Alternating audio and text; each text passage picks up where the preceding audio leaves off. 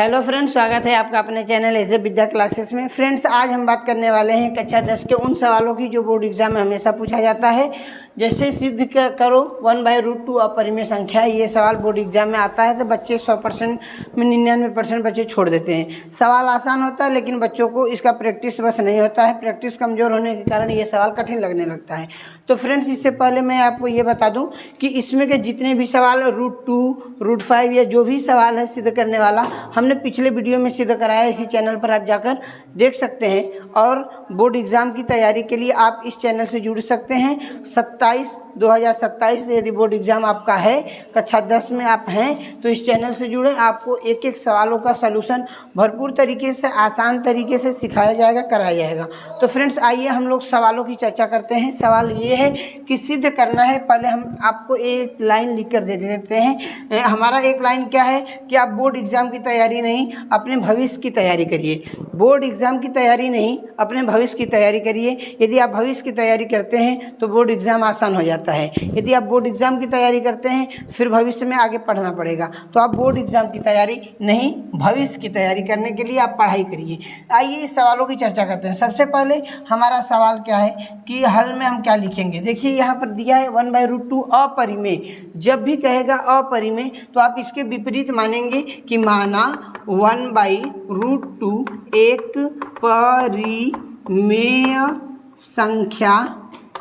परिमेय संख्या है।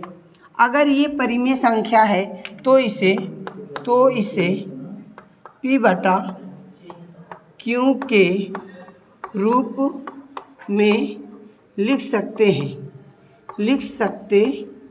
हैं। तो आप P/Q के रूप में लिख सकते हैं 1/√2 बराबर P/Q। अब Q not equal to 0, Q कभी भी 0 नहीं होना चाहिए, आप ये जानते हैं। अब क्या करेंगे, ध्यान से देखिए। हम P और Q के स्थान पर A और B सह अभाज्य संख्या मानते हैं। सह अभाज्य संख्या क्या होती है? ऐसी संख्या जिनका मस्सा हमेशा एक होता है। इसका चर्चा हम पिछले वीडियो में डिटेल में किए हैं, आप पीछे जाकर देख लेंगे। तो हमने मान लेते हैं, माना A तथा B सह अभाज्य संख्या है। सह अभाज्य संख्या मान लीजिए 1/√2 बराबर A/B। अब क्या करेंगे, देखिए ध्यान से। दोनों तरफ स्क्वायरिंग बोथ साइड, मतलब दोनों तरफ वर्ग करने पर दोनों तरफ वर्ग कर देंगे। इधर भी वर्ग करेंगे और इधर भी वर्ग करेंगे। तो इधर हो जाएगा 1/2, इधर हो जाएगा A² B का स्क्वायर। अब ध्यान से देखें, क्रॉस गुणा करेंगे। B का स्क्वायर बराबर 2A का स्क्वायर। अब हमने क्या देखा, ध्यान से देखिए। A का स्क्वायर बराबर हो जाएगा B का स्क्वायर बटा के 2। आप क्या देख रहे हैं कि ये जो 2 है B को विभाजित कर रहा है। फिर पुनः यहाँ पर मानेंगे, माना A बराबर 2C। अगर A बराबर 2C मानते हैं तो ये हमारा समीकरण पहला है। लिखेंगे A का मान समीकरण पहला में रखने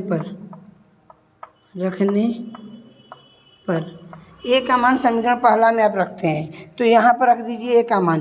तो B का स्क्वायर बराबर 2A का स्क्वायर है। A का मान क्या है, 2C है। यहाँ पर रखिए 2 इंटू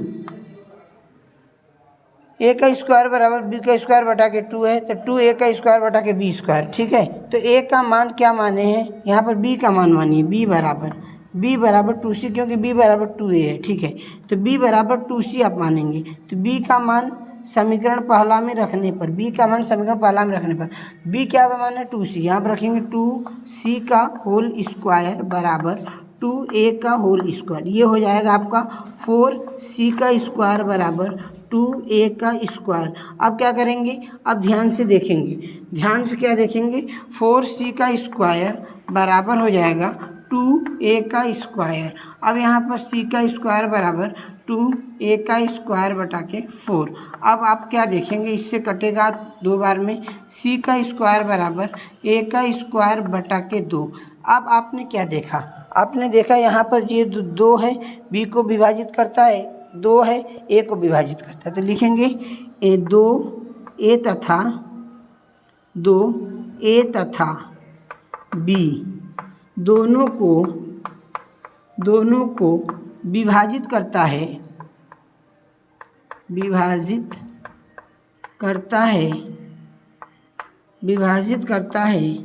इसलिए 2 परिमेय संख्या है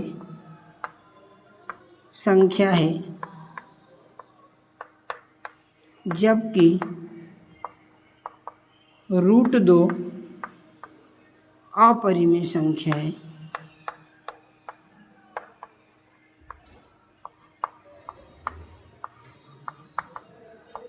तो फ्रेंड्स, उम्मीद करते हैं आपको ये सवाल समझ में आ गया होगा।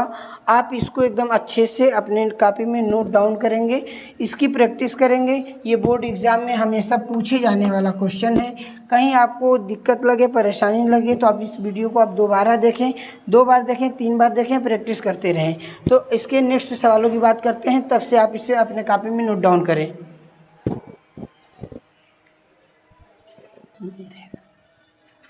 तो फ्रेंड्स, उम्मीद करते हैं आप ये सवाल अपने कॉपी में नोट डाउन कर लिए होंगे। आइए हम दूसरे सवालों की चर्चा कर लेते हैं। एक आसान सवाल, फिर भी पेपर में कभी कभी आ जाता है तो हम लोग गलत कर देते हैं। देखिए सवाल हमारा होता क्या है, हमारा सवाल है वह 7√5 सिद्ध करना होता है कि 7√5 एक अपरिमेय संख्या है, इसे सिद्ध करिए।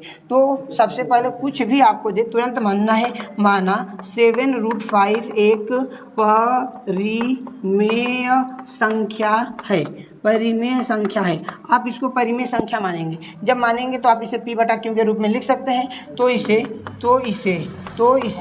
p बटा q के रूप में लिखा जा सकता है।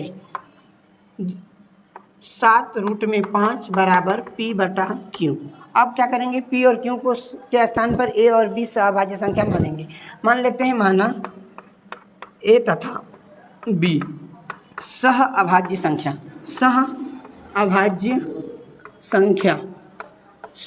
संख्या है। तो 7√5 बराबर a बटा के b। अब क्या देखेंगे, 7 को डिवाइड कर देंगे, √5 बराबर a बटा के 7b। अब ध्यान से देखें, पिछले वीडियो में हमने क्या बताया है कि √5 एक अपरिमेय संख्या है, मतलब यहाँ पर बटा में 7 है। तो आप लिख देंगे कि 7 एक परिमेय संख्या है जबकि √5 एक अपरिमेय संख्या